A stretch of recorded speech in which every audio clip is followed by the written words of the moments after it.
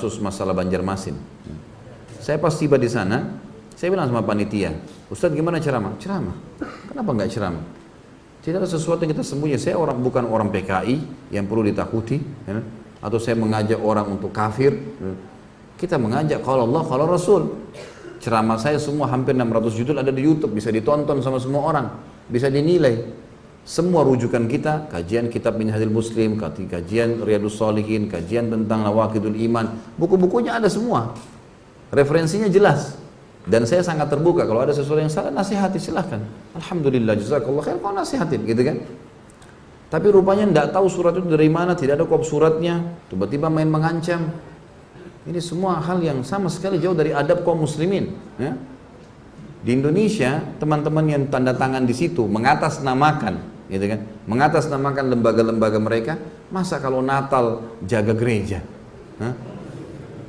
Masa pemimpin non-muslim didukung? Masa pabrik sendal yang tulis lafzul jalalah mau ditutup kemudian mereka bela? Syiah buat acara dibela, ya.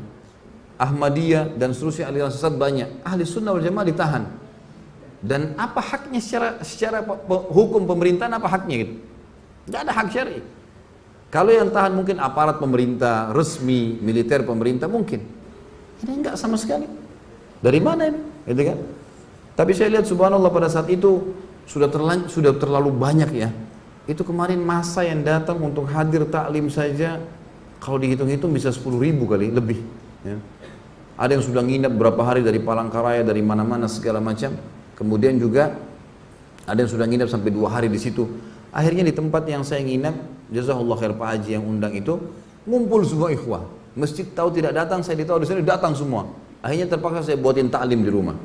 Tapi apa jawaban saya teman-teman sekalian? Saya bilang ikhwani. Dan itu betul juga ada akhwat. Kita harus tahu satu hal. Tidak ada dalam agama itu tidak ada cobaan. Ada cobaan. Dalam dakwah ada cobaan, dalam makan ada cobaan, ada cobaan. Kita anggap ini ada saudara-saudara kita muslim yang tidak ngerti apa-apa tentang keadaan, belum kenal saya, belum tahu, main langsung vonis, apalagi ditulis Khalid Basalamah pemecah umat ini. Apa yang pemecah umat? Apa yang saya pecahin? Hah? Kalau saya disuruh pecahin telurnya mungkin iya saya pecahin telurnya supaya makan gitu. Nah, apa yang dipecahin gitu? Ya. Jadi akhirnya ditulislah hal-hal yang tidak benar. Saya bilang jangan balas kebodohan dengan kebodohan. Ingat, saya minta antum dengan tenang, ribuan orang pulang, jangan buat keributan, jangan balas kebodohan dengan kebodohan. Sudah selesai, nggak masalah. Saya pun akan balik ke Jakarta, gitu kan? Jangan jadikan sebagai sebuah masalah. Ini cobaan. Nabi SAW bahkan dilempari batu di kota Taif. Gitu. Sabar beliau berdakwah, sudahlah. Ya, tidak ada sesuatu yang perlu kita khawatirkan. Jangan balas keterburukan akhlak kecuali dengan kebijaksanaan. Harus begitu, kedewasaan. Udah selesai. Alhamdulillah saya dari kecil sudah terbiasa memimpin lembaga, artinya sudah biasa dari kecil, dari SD dipilih jadi ketua kelas, jadi begini sampai saya ngajar di kampus di Makassar jadi wakil rektor, kemudian saya jadi ketua yayasan berapa kali, udah biasa mimpin dan saya udah biasa hadapin banyak karakter jemaah di pengajian dan seterusnya. Gak perlu kita balas dengan emosi, saya gak perlu bilang itu serang sekalian, ribut. Alhamdulillah. Dan saya tetap berdoa kepada Allah mudah-mudahan teman-teman diberikan hidayah. Siapa tahu malah dengan dengar ceramah insya Allah malah lebih baik gitu kan. Tapi ini tidak boleh terjadi. Apalagi di kalangan ahli sunnah wal jamaah. Nggak boleh sama sekali terjadi. Saya juga warga negara Indonesia sampai salah satu pengacara sana bilang, Ustadz ini kalau antum yang sedang diserang, antum warga negara Indonesia. Bisa menyampaikan apa saja sebagaimana pemabuk bisa ngomong apa saja di jalanan. Nggak ada urusannya.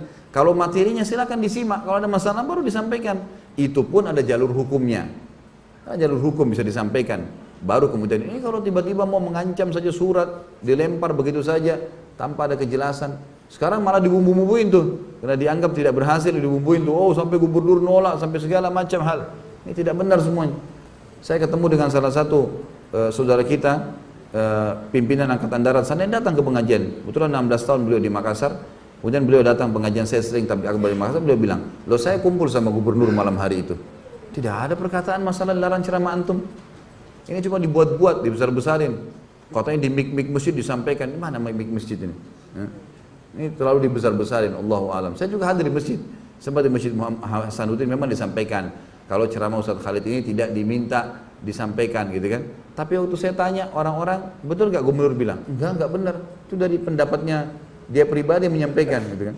Dan ternyata bersama dengan teman-teman ini kan gitu. Tapi nggak masalah.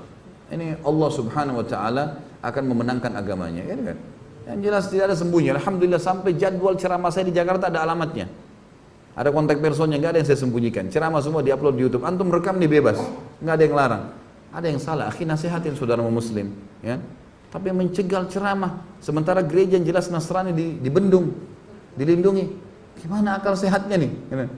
Kan begitu. Tapi ini semua adalah emosi belaka yang tidak ada hasilnya sama sekali. Dan ini berbahaya teman-teman sekalian. Terlepas daripada saya, saudara muslim yang disakiti atau dihina atau sampai apa, ini berbahaya pada hari kiamat. Bagaimana kalau ketemu hari kiamat nih? Hah? Rebut-rebutan pahala. Saya sih terima transfer, gitu kan? Loh iya. Kalau antum gimana? Kan itu. Tidak ngerti, tidak kenal, kan gitu masalah. Kecuali sempat minta maaf, silakan. Dan ingat dalam Islam, kalau kita memaafkan saudara muslim kita yang sedang berbuat salah, kita dapat pahala. Tapi dia belum lepas dari hukuman sampai dia minta maaf. Garis bawah itu ya. Makanya dalam Islam kalau ada yang ghibah, ada yang fitnah kita, kita maafin, itu sudah pahala buat kita. Itu perintah agama. Tapi selama dia tidak minta maaf, dia tidak lepas dari hukuman. Karena hukum syar'i memerintahkan dia minta maaf dulu. Kita memaafkan ibadah bagi kita. Wal afina 'anil nas, Allah. Orang yang suka memaafkan orang lain, seperti itulah. Allahu a'lam. Jadi ya, jangan memperbanyak musuh pada hari kiamat, teman-teman sekalian. Sibukkan diri dengan hal yang positif. Ingat selalu itu. Kita akan meninggal dunia dan ada tanggung jawab hari kiamat. Allahu a'lam.